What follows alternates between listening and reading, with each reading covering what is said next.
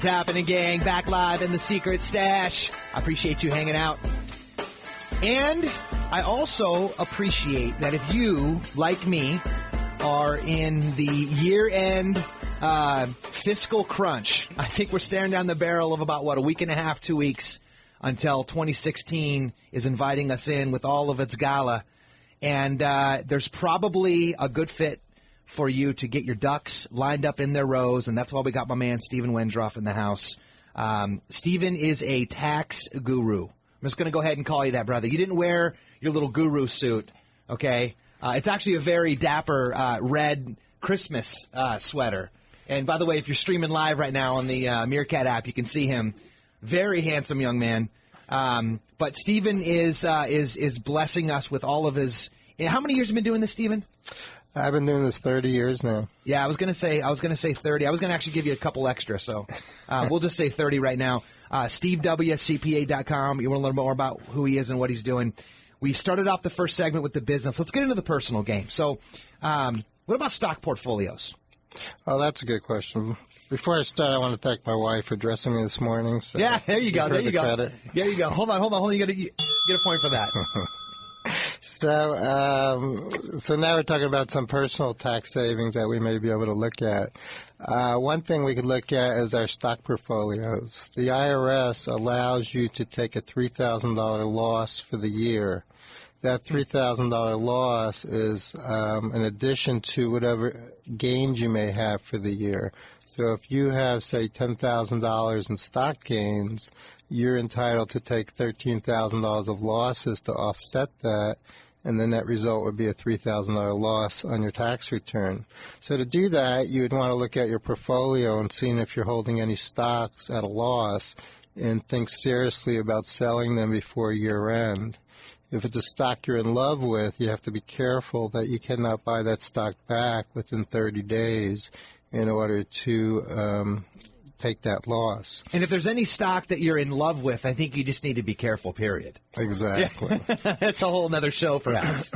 Yeah, exactly. And you want to be objective. Does that tie in with cap gains at all? Exactly. So that's what that is. If you have stocks that you sold at a capital gain, you'd want to take a look at your portfolio to see if you have losses to offset it. One thing you have to be careful about is mutual funds with investment advisors and brokers.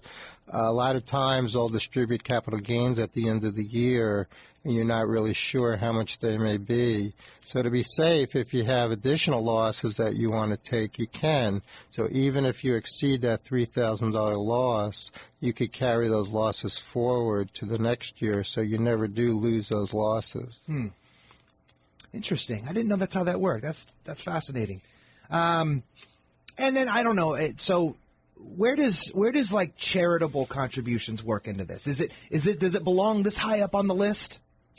For this year, yes, because we only have, like Jesse mentioned, less than 2 weeks or 2 weeks before year end. So there's only a certain amount of things we could do before the year end to get some tax benefits this year. One of those could be charitable contributions. There's different types of charitable contributions. There's non-cash charitable contributions and there's cash contributions.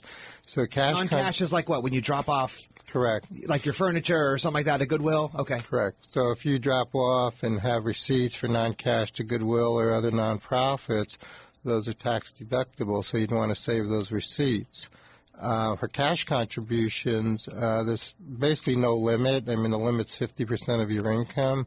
So, you could look at, who you want to contribute money to and do that before the end of the year. You do have to write a check before the end of the year to claim that deduction. The other thing that you could do is that the IRS is allowing you to take money out of your IRAs and contribute that to charitable contributions. You will have to pick up income on that withdrawal from your IRA. However, you would be able to deduct that charitable contribution. So that's interesting. So, because I know, like, for folks who are maybe looking to get into their first home, right, and they don't have the down payment set up, if they do have some money put away in an IRA or retirement account, they can use that to they can almost like borrow against it for themselves, right? And there's a feature inside of that allows that. So you're saying it's similar in the sense that you can sort of redistribute those funds, but you get hit for it as income first before it becomes real. Correct. Basically, the two offset. And what works very well is if you're required to take minimum distributions, that's when you're 70 and a half, and you don't necessarily need that cash flow or that money, but you want to fund a charitable cause. This would be a great way to do it. You're going to be required to take that money out of your IRA in any event, and this is an easier way to do it, and there's some tax benefits to it. What about just IRAs general? So we kind of opened up the box there in backwards way, talking about charitable. But so from a personal, this is probably one of the biggest bottom line affects you can do to your year-end tax strategy, right? So if you have a retirement account in place, what's the best thing to do right now? Well, talking about retirement plans, you do have the IRAs, and those are not required to be funded till April 15th. Right. And there's two types of IRAs. There's a Roth IRA and there's a traditional IRA. The traditional IRA, you get a tax deduction for that, but when you withdraw those funds, you'll pay tax on it. If you contribute, there's all kinds of restrictions therein. Yeah, well, again, another show. And then there's Roth IRAs where Right. you would fund that Roth IRA, you get no tax deduction, but when you withdraw that money, it's all tax-free. Right. So if you get lucky and you put it in a stock and it goes up to $1 million and you take the money out, it's all tax-free. And you could talk to 100 different advisors, 1,000 different advisors, and everybody will give you a different opinion. But for me, the rule of thumb would be the younger you are, the more opportunity you would have in a Roth IRA, since you'd have a longer time to make that money grow. However, I still believe in save the tax today and worry about tomorrow. Yeah, I know it is kind of tricky, huh? It's almost like the fear of them pulling the rug out from underneath it, because you do take that hit on the way in. But I'm, of course, in no position to give anybody advice when I'm sitting across the room from a guru like this. But usually it's based on where you see your projected income to be, right? So if you're in the early stages of your career or your wealth earning potential, and you know you got big room to grow or big shoes sort of to fill, now's the time to maybe stock away in the Roth. And there's probably like this imaginary dotted line in the sand somewhere. It's like you start making more than this, okay, time to switch it up. Exactly. And the other thing we were talking about, putting the kids on the payroll, if you do put the kids on the payroll, they would be entitled to deduct or contribute to an IRA. If they're not going to have any tax liability, a Roth IRA would be great for them. That's a great idea, man. I haven't heard that before. And there's been so many different analysis reports. If you contribute at your teenage years, just a few $1,000s into a Roth, and you do that every year, by the time you're ready to retire, that's going to be worth over $1 million. So it's a good time to get the kids involved in some financial planning and financial responsibility. Yeah, if only you could take a penny and just double it every day, huh? Yeah, you've heard that one? I don't know. Yeah, if you take a penny and you double it every day, so the second day it's 2 cents and 4 cents and 8 cents. After 30 days, I tell my kids, here's 2 pennies, 4 pennies, 8 pennies. After 30 days, it's going to be worth over $1 million. Something simple like that. Yeah, yeah. It's forced savings, I guess we could call that. And in the meantime, do you coach them on rubbing them together? Well, if they need a little luck, absolutely. So let's keep rolling down this. What about like medical expenses? Now, no one wishes that upon themselves, but if you got some, how does that work into your year-end tax plan, a personal strategy? Well, that's a good question. So medical expenses, unfortunately, the IRS disallows a lot of medical expenses, meaning that you have to subtract out 10% of your income before you're allowed to take medical expenses. So if you're making $50,000, the first $5,000 is non-deductible. So there you'd want to look at what kind of medical expenses you have for 2015 versus 2016. There's a lot of times where people have some medical issues and then they have the option to pay it in either year.